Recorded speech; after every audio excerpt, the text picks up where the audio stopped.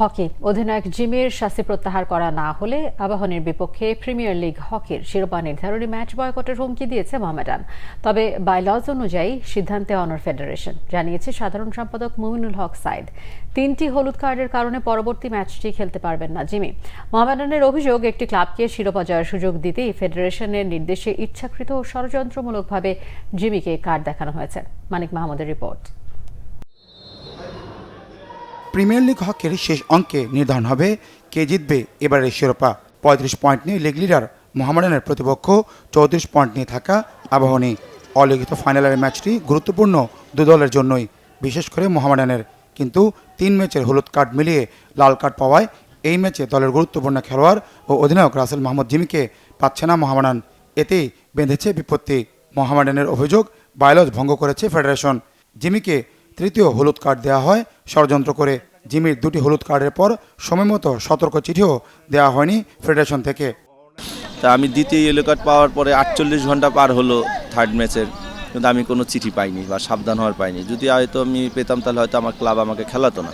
কিন্তু আনফর্চুনেটলি যে কার্ডটা হয়ে গেল তার 1.5 ঘন্টার মধ্যে আমি চিঠি পেলাম, তাহলে এখন আর এটা বলার কি রাখে।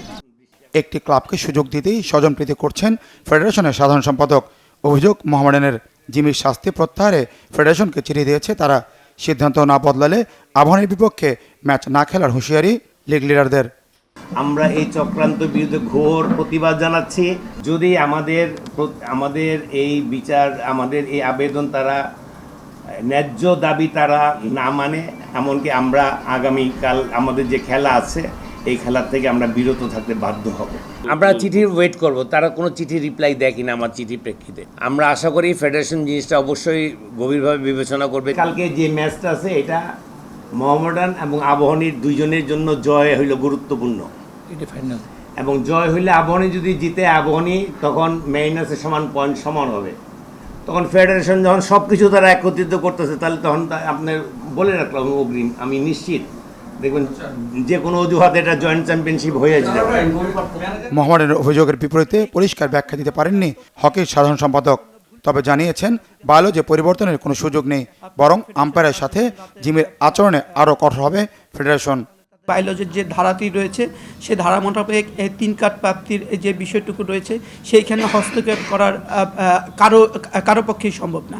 এই বিষয়ে কোনো সিদ্ধান্ত নেওয়ার আমার ফেডারেশনের পক্ষে কিছুই নেই। তারা যে জিনিসগুলো বলেছে যে আমাদেরকে অবগত করেনি যে সে 2 কার্ড প্রাপ্তি হয়েছে, তো এই বিষয়টিকে প্রুফটাই কিন্তু তাদের কাছে পাঠিয়ে দেওয়া হয়েছে।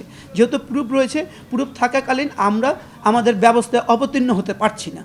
যেহেতু এখন তারা তাদের ব্যক্তিগত বিষয় যদি মতামত পেশ করে যে আমাদের মন মতো হয়নি, কারোর জন্য এই ডিসিশনটা কারো ফেভারে যাচ্ছে, আমার ডিসফেভারে যাচ্ছে, কারো মন গড়া বিষয়গুলো নিয়ে তো আমরা আমাদের আলোচনা কিংবা কার্যক্রম পরিচালনা করতে পারি না। আমরা নিয়মের বাইরে আমরা কোনো কিছুতেই অবতীর্ণ হতে পারবো না। আমরা নিয়ম মাফিকই আমরা আমাদের খেলাটুকু সম্পূর্ণ করার জন্য আমরা আমাদের কার্যক্রম পরিচালনা করব। হকিতে কার্ডের কোনো এগেনস্টে কোনো প্রতিবাদ হয় না, এবং সেখানে তাকে হুমকি দিয়েছে, তাকে মাঠের বের হয়ে গিয়ে খেলা শেষ হলে তাকে মারবে, এই ধরনের বিষয়টুকু ম্যাচ রেফারি আমাদেরকে কমপ্লেন করেছে। আমরা এই বিষয়ে আরও বেশি গুরুত্ব নিয়ে আমরা পরবর্তী বিষয়টাকে সামনে আনছি। জিমির এই বিষয়টাকে এখানেই শেষ হবে না আমার মনে হয়, কারণ যেহেতু ফরেন আম্পায়ারের সাথে সে যে জিনিসটা করেছে, ম্যাচ রিপোর্ট যে জিনিসটা রয়েছে সেটা নিয়েও আমরা আমাদের পরবর্তী মিটিংয়ে এই বিষয়টাকে আসবে।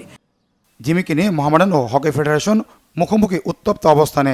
আবারও না অচল অবস্থায় পড়ে দেশের হকি, তা নিয়েই শঙ্কা। মানিক মাহমুদ, বাংলা ভিশন, ঢাকা।